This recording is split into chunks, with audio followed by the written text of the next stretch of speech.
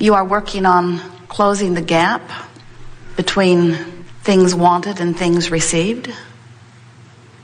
It's a trick question, so be careful.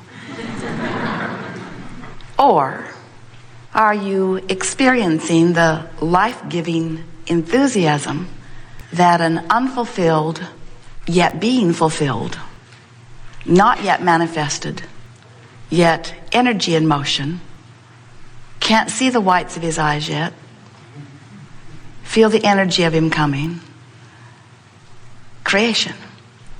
In other words, are you ready to acknowledge what you felt from your non-physical perspective, that this leading edge experience in these magnificent physical bodies is a continuing, never-ending unfolding, and that there will always be, because of what you're living today, a new idea or a new improved idea or an amendment to an old idea, an improved preference or desire. So since we are all eternal beings, and there will be no ending to our ability to, from where we are, define, design, conclude, desire, prefer something more, don't you think it's time that you make peace with the incompletion of your beingness? Yes.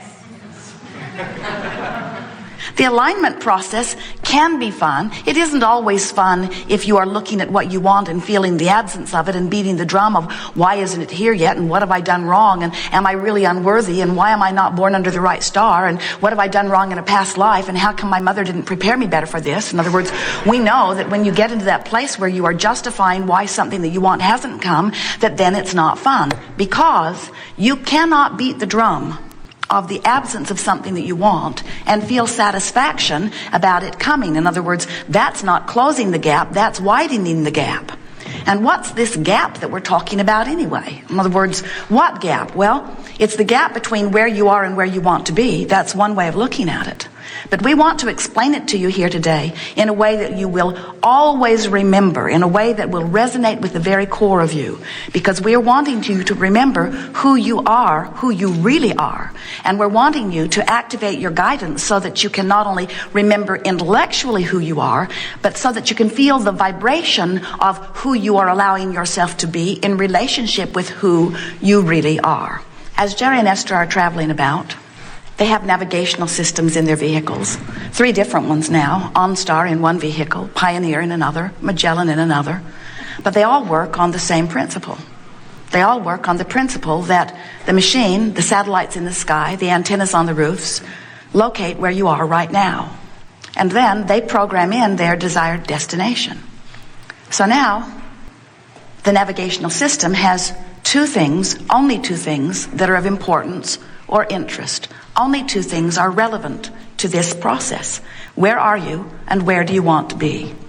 So Jerry and Esther program in the desired destination, and then the navigational system prepares a route and gives it to them verbally or visually or both, and then says to them, please proceed to the highlighted route. And when they do, the navigational system is peaceful and calm. Go this way, go this way, go this way, go this way. But when Jerry and Esther, as they occasionally do, decide a different route than has been advised by the navigational system, Magellan especially kicks up quite a squawk. Please proceed to the highlighted route. Please proceed to the highlighted route. Please proceed to the highlighted route. When possible, make a legal U-turn. Because it is very clear. You're here, you say you want to go here. We've given you the best way of doing that, and when you don't do it, we'll let you know. So, you have a navigational system within you that operates on the same principle. Where are you in relationship to where you want to be?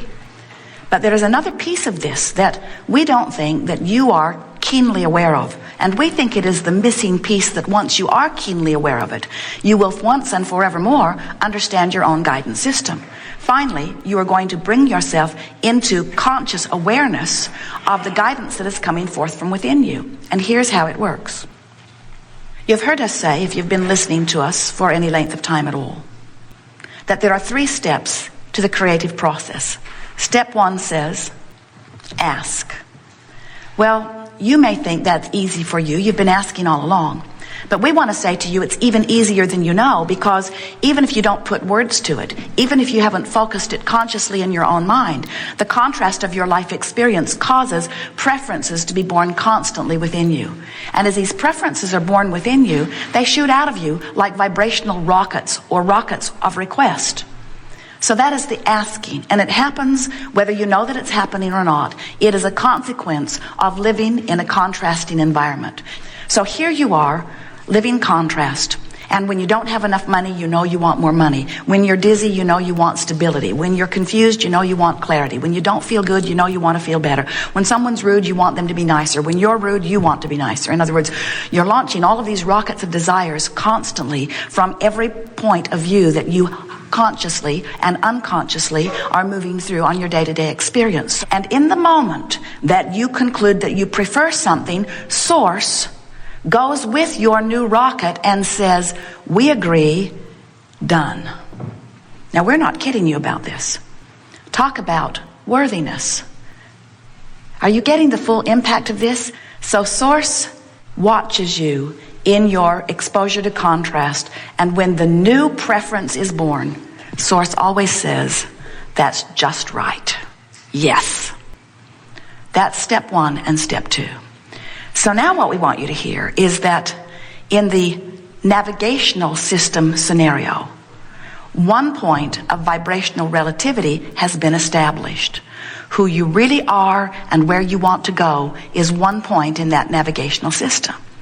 Now the other point is, where are you in relationship to it? Where are you in relationship to what you now want? So you're living not enough money. You launch rockets of desires that say, I would like more money. I would like it to flow with ease. I would like it to come consistently. I would like it to come steadily. I would like it to come in proportion to everything I'm wanting. And Source says, agreed, agreed, agreed, agreed, agreed. Lining up circumstances and events. All things are in order. The heavens and the earth and the seas and all things necessary are parting. All things necessary to accommodate you are in place. Yes, yes, yes, yes, yes, yes, yes, yes, yes. You ask, it is given every single time. So point 1 of your vibrational relativity, remember those words, is in place. The only question is, where are you in relationship with it now? You gave birth to a new rocket, but are you complaining about not having enough money? If you are, you're not in the vicinity of your desire or of Source's agreement with your desire. You're hearing what we're getting at? You're not in agreement with your own desire. You are vibrationally out of whack. And your guidance system is saying to you, please return to the highlighted route. Please return to the highlighted route. But it's coming to you in the form of frustration, in the form of anger, in the form of fear, in the form of criticism, in the form of things that don't feel good. So what we really want you to hear is that when you are in alignment with your Source, you feel wonderful. In fact, negative emotion is what it feels like when you have introduced into your vibration contradiction. Negative emotion is you're not allowing your alignment. We call that resistance. Positive emotion is you're allowing your alignment. We call that allowing. So over time, we have come to call this gathering the art of allowing. And it simply is the art of closing the vibrational gap between where you are and where you want to be. And so that's what we're going to be talking about all day here today. We're going to talk about these 2 points of vibrational relativity. When people talk about aligning energy, we want you to understand that that's what it means. When people talk about guidance system, we want you to understand that that's what it means. You don't have to figure out what anybody else or what everybody else thinks or wants or believes or knows about a subject. You only have to close the gap in your own vibration. Now remember, you are Source energy. You are wise beings. You are powerful creators who are all of that funneled into this physical body. And you chose from all of that wisdom this specific time-space reality and the specifics of where you were born and what you were born into, because you understood that it would be a well-stocked kitchen from which you could extract any ingredients that you thought would make a pie that would be meaningful to you. You did not say, I'll go forth and control the pie making on the planet. You did not say, I'll go forth and make the best pie ever, and then over a period of time convince everybody else that their pie is inappropriate. You did not say, I'll go forth and make a really good pie, and once I'm sure I've got the best pie of all, I'll document it, I'll put it on a recipe card, and then I will systematically destroy all other ingredients. You just go to the kitchen, take from the shelves what you've learned makes the best tasting pie, make a really good pie, and enjoy it. And leave everybody else to make the pie of their choosing. But sometimes we hear you say, Abraham, there's stuff in that kitchen that I don't want in my pie. And we say, we know, don't put it in your pie. And you say, but it's in the kitchen. Some of it might get in my pie. And we say, none of it can get in your pie unless you put it in your pie. And you say, but others are putting those terrible things in their pies. And we say, we know, but no one could put anything in your pie but you. And you say, but what if some of it gets in my pie? What if something goes terribly wrong and some of it somehow gets in my pie? I would feel ever so much better if we could just remove these things from the kitchen so that there could be no possibility that any of it would get in my pie. And we say, none of it can get in your pie unless you put it in your pie. And then you say, some of it got in my pie. And we say, but you were the one who put it in your pie. And you said, I didn't put it in my pie. I was nowhere near that stuff. How did it get in my pie? Somebody put it in my pie. I know they did. It's in my pie. I don't want it in my pie. You put it in your pie. Well, how is it that it got in my pie? I did not put it in my pie. Your attention to wanted or unwanted things puts it in your pie. I know, Abraham, but it would be so much easier for those unwanted things if they just were nowhere where I could see them. Because if I couldn't see them, then I wouldn't think about them, and if I'm not thinking about them, then they wouldn't end up in my pie, right? Right. If you don't think about them, if you don't push against them, they won't end up in your pie. All right, then we're agreed, you say. We will eradicate from the kitchen all things that I don't want in my pie. And we say, you're not the only pie maker. You get to choose for your pie, but you don't get to choose for everybody else's. You have free will to extract from the kitchen what you want to put in your pie. And you were born with a guidance system that lets you know what you want in your pie and what you're doing about it. Your life experience has helped you to conclude your pie. Vibrational Escrow is full of all of the things you want. All of the things you want are shooting from you like rockets and are being held for you in Vibrational Escrow. With your encoding, with your vibrational encoding, they are yours. No one else can come and snatch them away. Everything that your life experience has caused you to want is there waiting for you. But you've got to close the vibrational gap. And we notice that one of the things that hinders you more than all other things put together about closing the vibrational gap is you're worried about what this guy's putting in his pie and that guy and that guy. So as a result, you're living what we would call a very conditional love life, where what you say is, I would feel better if those conditions were changed. And we say, we can imagine that you might feel better if those conditions were changed, but you don't have the right or the ability or the power. You're not ever going to be able to change all of those conditions that you think need to be changed so that you can feel better. You've got to go about it in another way. You've got to find a way of feeling better regardless of the conditions that are out there. And the key to it is focusing. The key to it is proceeding to your highlighted route. The key to it is keeping your nose in your own pie. The key to it is wanting so much to feel good that you are reaching for thoughts that hold you in vibrational track with that which does feel good. And as you begin to feel your way into your creations, you will then be practicing the art of allowing.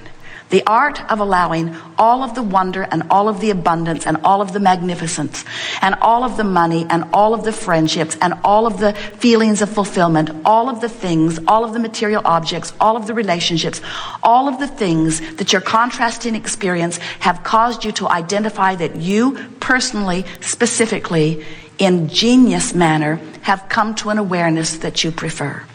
We want you to understand that Source is with you. Source is aware of you, agreeing with you, and eager to participate with you.